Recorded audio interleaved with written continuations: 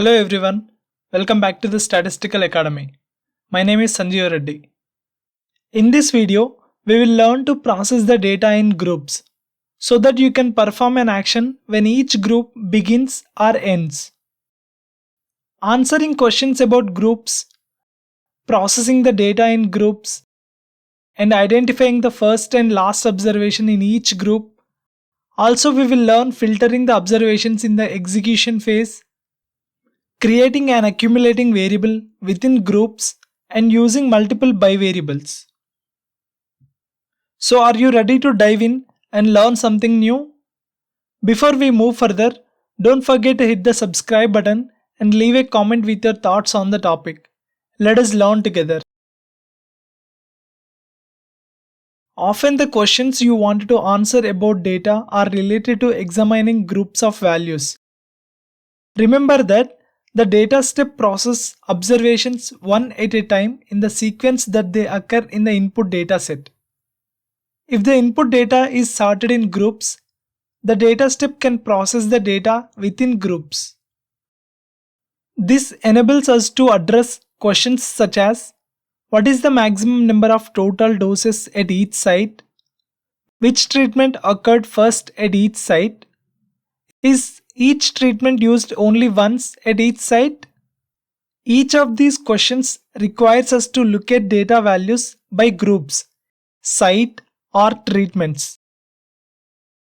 The execution phase of the data step includes some of the very useful features that makes it easy to determine when each group of the values in dataset begins or ends. First, you create an output dataset that is sorted by a variable that has groups you want to analyze. Then you use the same by statement in the data step to tell SAS that you want to process the data in groups. When a data step includes a by statement followed by a variable name, two special variables first.byvar and last.byvar are added to the PDV. In this example code, that the variable names are first.site and last.site. During the execution phase, the first dot and the last dot variables are assigned a value of 0 or 1. The first dot variable is 1 for the first observation within a group and 0 for all other observations. Similarly, the last dot variable is 1 for the last observation within a group and 0 for all other observations. These temporary variables contain important information that you can use before they are dropped when an observation is returned to the output dataset. Here we will write the putlog statement in the data step to observe how the first dot, last dot variables are assigned values in the PDV during execution in the log. So in our program, I am going to start with the proc sort. So notice we are looking at the treatment data as an input data set, and I am creating a sorted version of the data set, sorting by site. So we will select that step and run the selection. It looks like the first 6 observations of this dataset have site equal to Australia. And then we switch to a new group with site Canada. Let's return to the program. Now in the data step, I am reading the sorted dataset and I am grouping the processing by site. Let us write the putlog statement and see what we have in the PDV. Putlog underscore all underscore. And let us run this step. I will go to the log first. There are 108 observations in the data set. Let us move to the top. Because there is a by statement included, the variables first.site and the last.site are included in the PDV. Now these variables are temporary, so they will actually be dropped before writing each observation to the output dataset. The first observation from treatment's sorted dataset is loaded into the PDV. Because it's the first observation in the site equal Australia group, first.site is 1. SAS is able to look ahead to the next sequential observation in the dataset and determine if it is not the last occurrence of Australia. So last dot site is 0. And look at the second observation. Because it's not the first or the last occurrence of Australia in the group, first dot site and the last dot site are both equal to 0. When you look at the observation number 6, that is underscore n underscore equals 6 here, this is the last observation in the site group Australia. So we can see last dot site is now 1. We observed earlier that the first 6 observations have site equal to Australia. So this is what we would expect. When underscore n underscore is 7, we have moved on to a new by group. Site is now Canada. It is the first occurrence of site equal to Canada. But it's not the last occurrence. So first dot site for group Canada is 1. Last dot site is 0. And when you observe at underscore n underscore equals 12, the last dot site is 1. I will come back to the code and I will add the two assignment statements. Remember, first dot and last dot variables are temporary, so they are not output to our new dataset.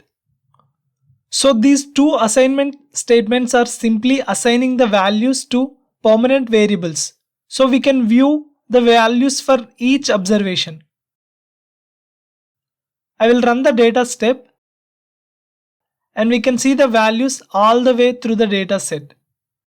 So at observation 7, we see the change with the first dot site equal to 1, and for observation 12, last dot site is 1.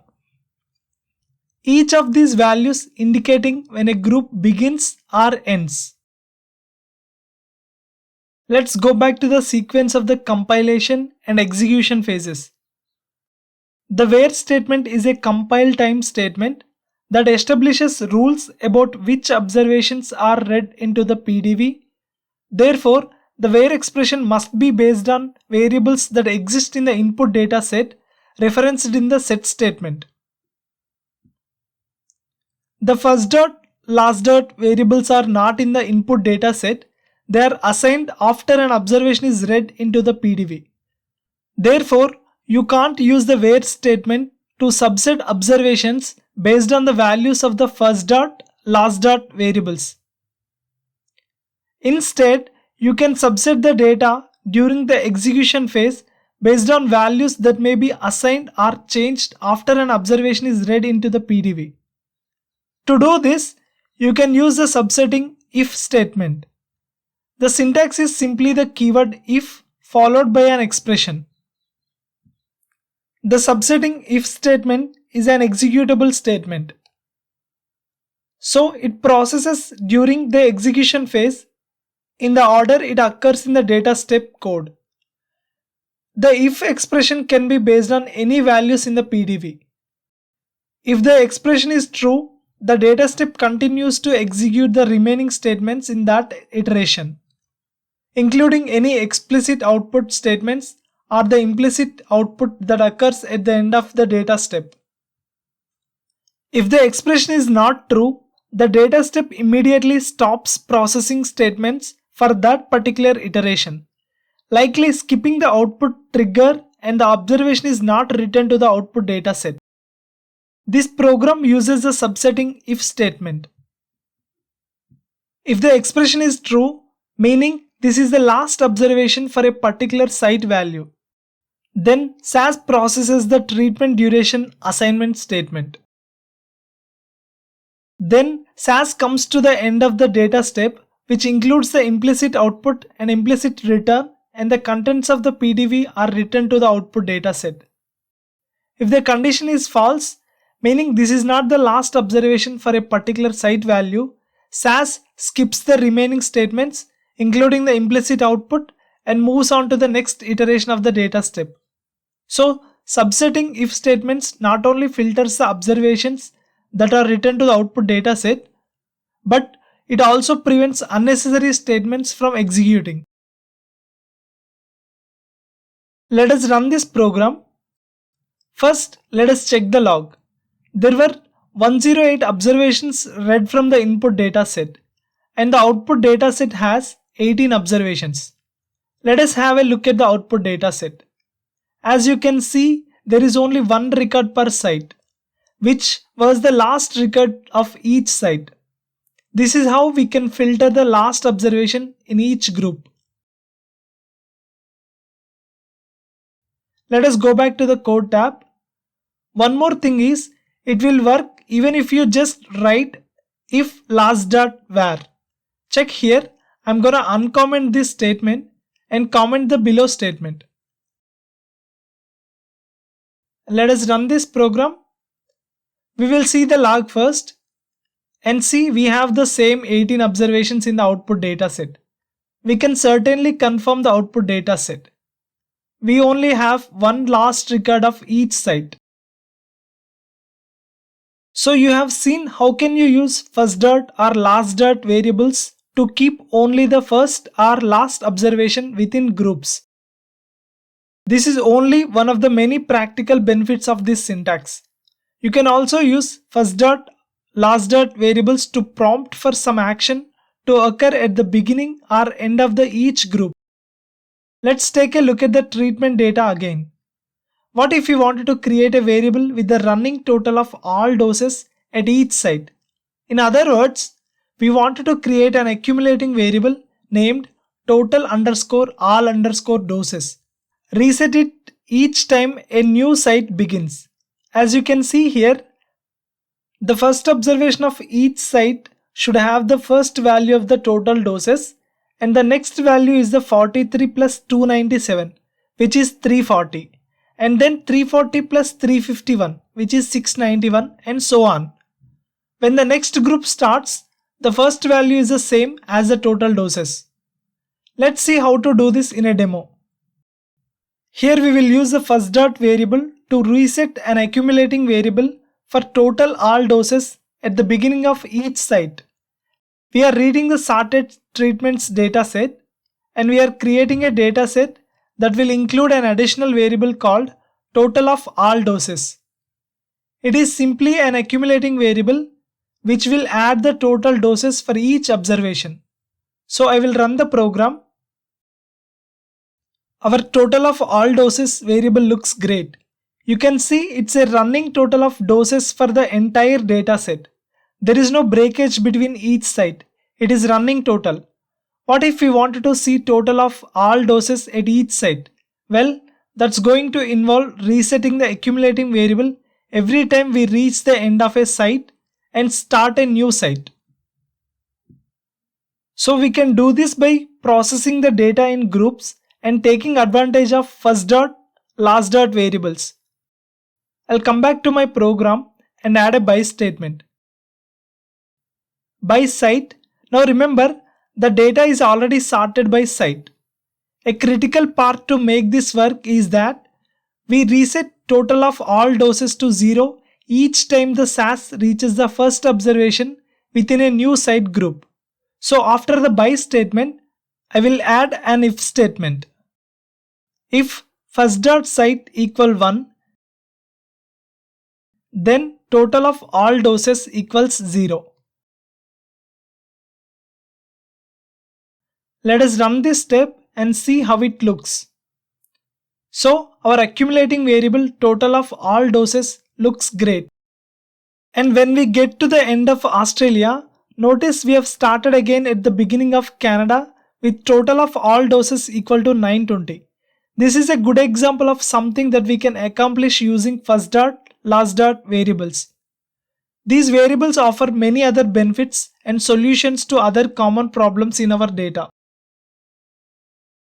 You know that if you sort data by more than one variable, SAS sorts the data based on the first by variable and then sorts the second by variable within each unique value of the first by variable. In this dataset, the observations are first sorted by region, then within region they are sorted by site. Can you also process this data by groups? If multiple variables are listed on by statement in the data step, then each variable has its own first dot, last dot variables in the PDV. The first dot, last dot variables for site represent when a value for site begins, ends within a particular region. The first dot, last dot variables are dropped from the output data, but to create this example data set, we have used assignment statements to create permanent variables so you can see the values. Notice highlighted observations. At the start of each region, first dot is 1, and then within region, each site has its own first dot and last dot values. You can probably tell that you will need to rely on first dot, last dot values for both variables to get a particular site in a particular region. In conclusion, this video has covered topics including how to process the data in groups, answering questions about groups, processing the data in groups, and identifying the first and last observations in each group. Also creating and accumulating variable within groups and using multiple bivariables. Thanks for watching. I hope you found this video helpful. Don't forget to like and subscribe for more. Until next time, happy learning.